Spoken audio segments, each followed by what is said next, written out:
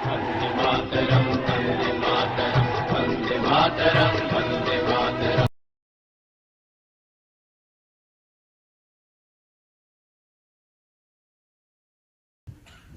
If you look at it from another point of view, we Indians have never had this culture of giving credit to the right people. If you see, there are a lot of Dalits, tribals, and many other backward castes who have been for ages been the repository of knowledge.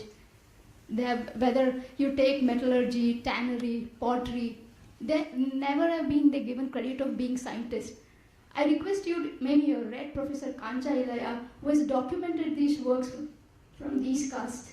How do we today take this kind of audaciousness to claim that the West are taking away from our country when we have not recognized our own communities to give to give credit to these? But in fact, we have reached this stage 4 long back, not just taking from these cultures and civilizations and communities, but denigrating them to being untouchables, being backward classes.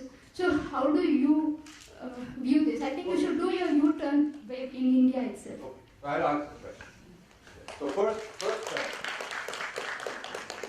first we leave Kancha Ilaiah out, and then I'll talk about Kancha Ilaiah, what is my problem with him. So you're making a good point, but using the wrong reference. I'll talk about him later. But as far as the point is concerned, we have a volume in our series, out of the 8 volumes we've done so far, on zinc metallurgy. And the zinc metallurgists were lower caste people, all lower caste people. You mentioned that. So it is not, you see, there has been so much knowledge, so many kinds of knowledge systems in India. That is why I said everything is not Vedic, and nor is everything learned, written. That's why the previous question when he asked, that does it have to be written source, and I said no, it can be an oral source. Because you have the tradition of learned Brahmins as a source of knowledge. You also have the tradition of many communities that were not learned, didn't have, we call it informal knowledge systems. They're not formal knowledge in the sense of literary knowledge, but it is knowledge all the same. A lot of agricultural knowledge is like that. We've done a project, my foundation did a project in Uttaranchal, where most of the people, the tribal people only, the project done was to document their knowledge system, which is for animal husbandry and veterinary medicine for animals. They have herbs, they have local herbs for these kind of purposes, and these are not documented anywhere. And so the idea of that project, which we gave a grant for, was to document what their knowledge is and to give them that credit. So when we talk about traditional knowledge systems of India, I don't think it's a good idea to superimpose some social science kind of lens on it and say, this is all exploitation, blah, blah, blah. It's certainly not how I see it, because the people belonging to these technology sectors, who are producers of different technologies, may have been very wealthy at their time and may have gone down in their status later on. So it's sort of like, so you cannot say that somebody who are poor now, that community was always poor in the past. It's sort of like if IT goes down as an industry, someday maybe that there's no big demand for IT, and they may become like masons, just bricklayers, and that means that the IT caste will become poor, and they'll be lobbying for scheduled caste status. It could happen, because clearly the zinc workers, who were not Brahmanical, they were not literal knowledge, they didn't have literacy and all that kind of quality. They were very rich, because if you look at their production and the prices they paid for trading purposes, that pure distilled zinc was worth a lot per gram or whatever the unit was. It was worth a lot. So these guys were very prosperous. And later the technology shifted, and that was not a product of high demand. So the community specializes in a certain product, and their prosperity in material terms depends on the value of that product and how much competition there is. And in certain periods of time, you can document, you can see that a certain communities were very prosperous, and in other periods of time, the very same community became very poor, and this has gone up and down several times. So in our history, there is no, this is a curse, this is a disease of Western imported social science imposed upon Indian society to freeze the caste system, I would like you to study a book I have written called Breaking India, which is available there, which also has a section on Kancha Ilaiah, why I think he's actually breaking India by politicizing these problems. But if you look at the origin of the caste system, if you want to discuss it, you must study Lord Risley. I don't know if you know Lord Risley. You know Lord Risley. Lord Risley took what was a very flexible jati system, and he had come from England from a training in something called race science. Race science, that was the term for it. The science of races. And evolution and Darwin's theory of evolution was being applied to show that some races are more evolved and more superior, whites being the highest and blacks being the lowest. So his job was working for the British to come up with a hierarchy of Indian races. So he took all the jatis and tried to make a value judgment on what they looked like and who was rich and poor, and tried to classify them into a hierarchy and start doing his censuses, forcing people to comply with that. So the current caste system, which unfortunately the social sciences have adopted as some kind of an eternal system, and the government has also made it official, was started by the British in the late 1800s. So the issue is not caste, because caste is itself a problem that has been created and people have accepted that framework. So you've got to get rid of that whole framework. The issue is giving credit wherever the credit is due. It has nothing to do with Kancha Ilaiah, it has nothing to do with anybody. Giving credit where credit is due, whosoever has done something. So you should look at handicraft workers. They're all people today considered lower caste, but at some point in time they were very prestigious, handicraft, textile workers. You look at metallurgy, as I said to you. You look at medicine. A lot of the surgeons were Shudra class. They were surgeons, Shudra class. So the concept of caste you have today is today. It's a modern concept. You cannot apply this concept as though it has been the same applicable everywhere in India from early times.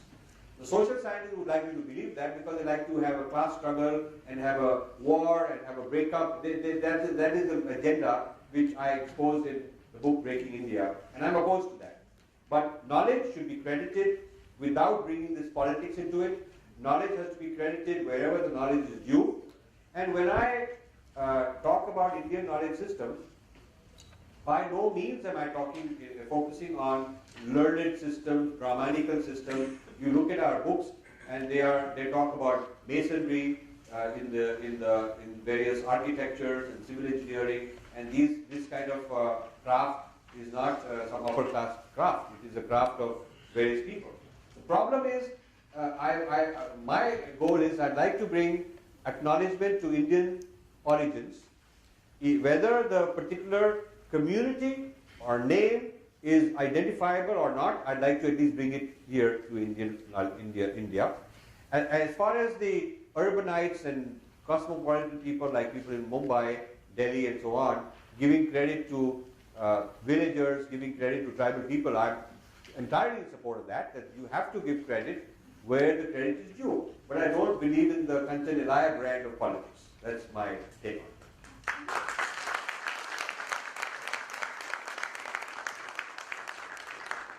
If you want to know more about it, you should read, if you get Breaking India, in the back, in the index, you look under Kancha Ilaiah and you look at those pages.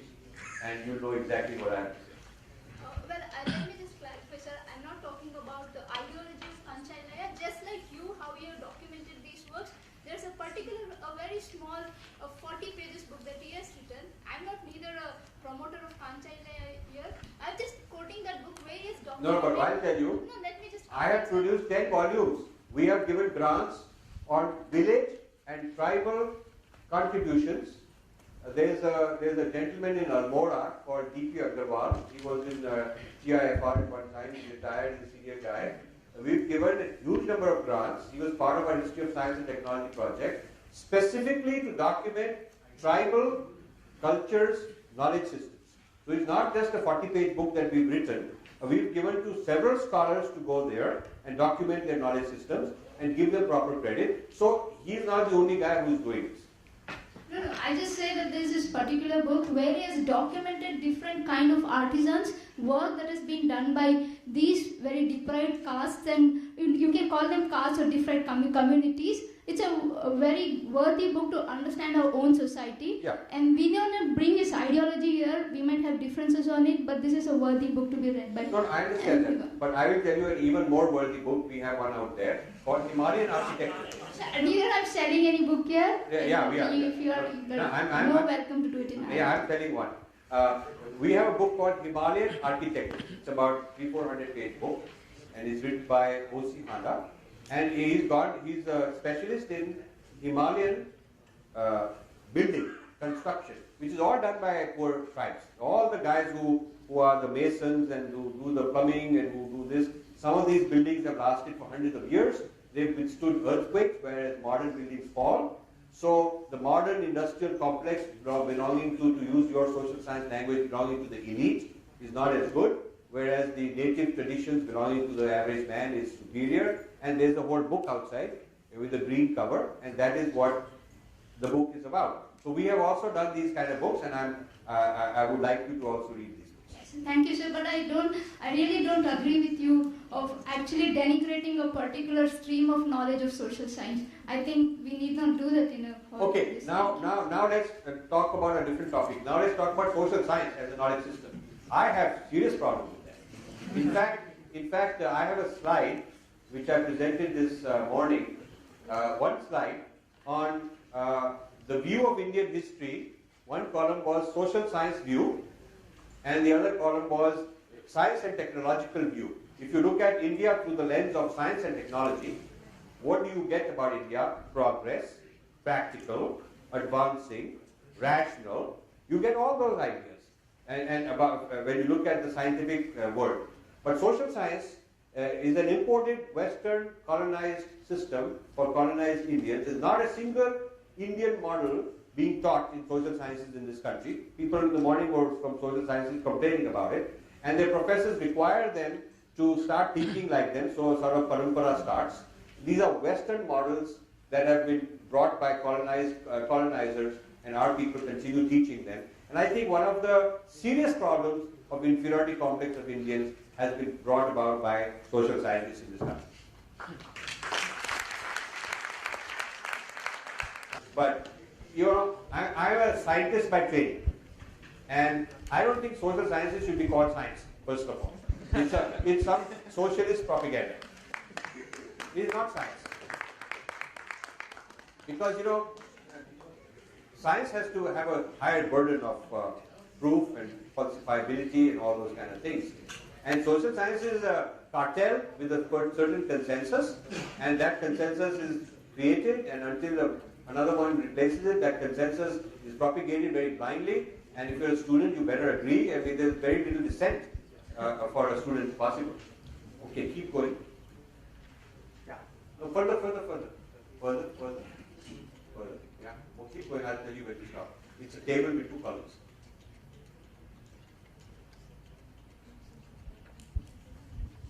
Yeah, this one. Yeah. This one. So, this is our discussion. So, importance of history of science and technology today. The social sciences idea of Indianness compared with the people who are from a scientific background looking at science and technology, their idea of what is ancient India.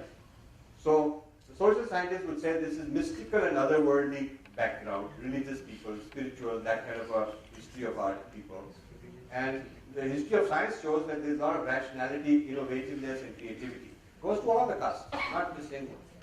Then the second point is that Indian civilization is frozen in time and backward until somebody comes to move us forward. So the theory of invasion. The invasion theory of India says we were first invaded by the Aryans who brought Sanskrit. Then the Greeks came with Alexander. I don't know why he's called the Great, he was a conqueror. So anyway, Alexander comes and we learn philosophy and mathematics. And this goes on, and then the Mughals come and we get chicken tikka and sitar. And then the British come and we learn get cricket and railways. And now the Americans will bring us human rights. This is the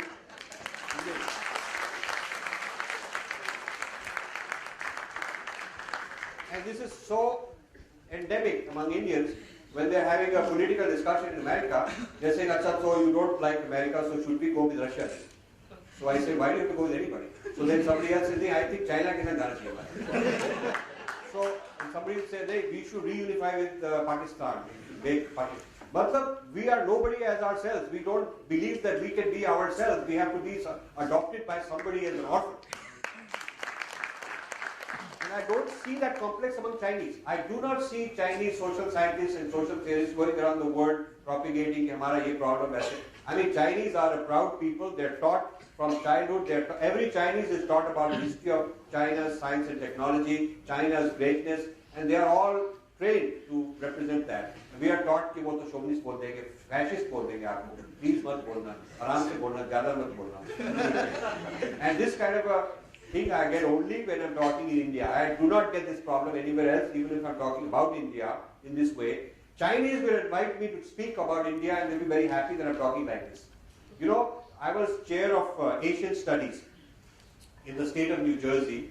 They appointed a commission to introduce Asian Studies in the school because I convinced them that this 10 years ago that the future generation of American kids will have to deal with Asia. So rather than teaching them a lot about Europe, we should also teach them about Asia. So they put this Asian Studies Commission and they made me the commissioner, the chairman of that. So the goal was to design a new curriculum and introduce Asia into the school system. So I put out a lot of positive things about Asia. One of them was that they were teaching a course in the schools on spread of civilization. And the only civilization spreading was Western. Yeah. West went to this place, West conquered them, went west, every West spread everywhere. And so the spread of civilization meant Westernization. So I said, what about spread of Asian civilization? So at first they said, theek hai, they wanted to be very politically correct. But then they later came back and said, what spread? Who spread? What is Asian? Did Asian civilization ever spread? Sir, can you tell me the name of the king and the commander and the army and who did they conquer? So I said, that's the problem. You guys think spread of civilization means conquest. So you're looking for conqueror. And you can't find an Asian conqueror, so you don't know it spread.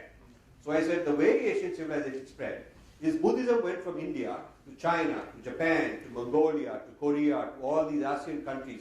It spread across an area 5 times the area of Europe with no army, no conqueror, no king went and appointed governors, no one collected tax. So you should give American students a counter example that, civilization spread one way through the Europeans, it spread another way with Asians. They did not use the same methods, and yet it spread. So the spread of civilization is, the Asian model is a different model. They were very happy. So like this, I was introducing ideas. Now, 2 other Indians were on this committee. So you know where I'm going. They raised his hand and said, but sir, can we really teach this? Shouldn't we tell them that we have class problem? And shouldn't we tell them this and that? Or this was a problem. And I said that when they teach the contributions of Western civilization to the young school students, they're not talking slavery, they're not talking about all the kind of problems they have, inquisition, whatever.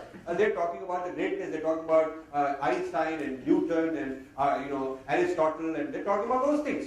So when we are teaching about the Asians, we're going to teach all kind of good things. So these guys had very serious problems because they were from social science. These 2 guys. So I took, I had to bring white people to impress Indians in the past. So I took non-Indians on the committee on my side.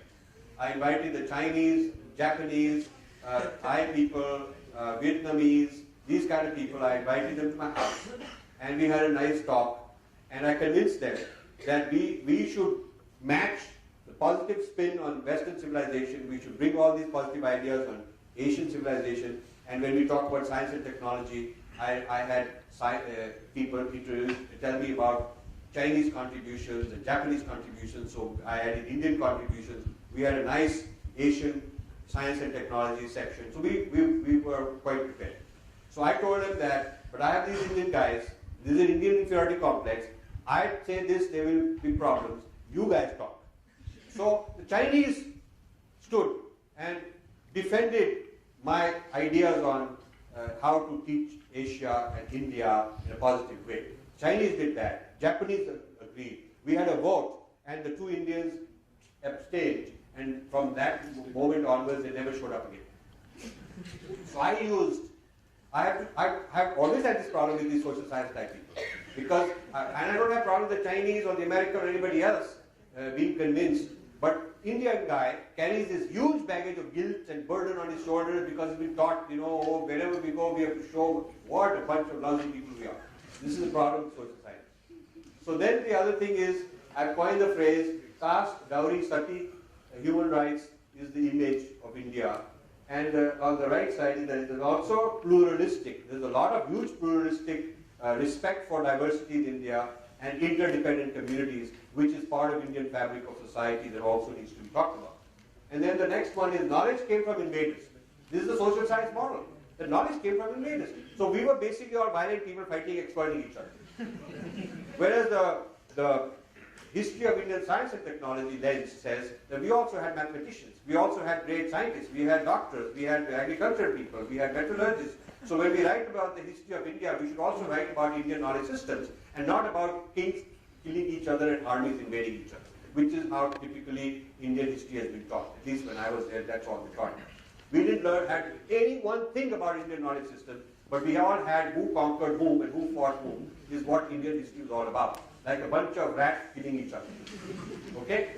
And then this British made a nation. I'm writing a whole book on pre-colonial ideas of India, of unity, about unified geography, the training systems internal to India, the knowledge systems, the symbols, the stories, how they travel, which comprise the nation. And then the lacking self-esteem and afraid of the future. This is the social science influence on our youth is very negative, very really shaken their confidence. And what History of Indian Science and Technology project I'm doing tries to do is to build a generation of people who are confident and competitive and says we can be on the world stage as good as anybody else and we have a right. We have problems too. So do they. I mean, Chinese don't go around saying, we have a human right problem in Tibet, we shouldn't be talking about our greatness. Chinese don't talk like that, you see. And then there is this view that the social science people are defensive and closed. And generally, people who are scientific trained rather than social science trained tend to be more open. So this is my biased personal assessment of social science.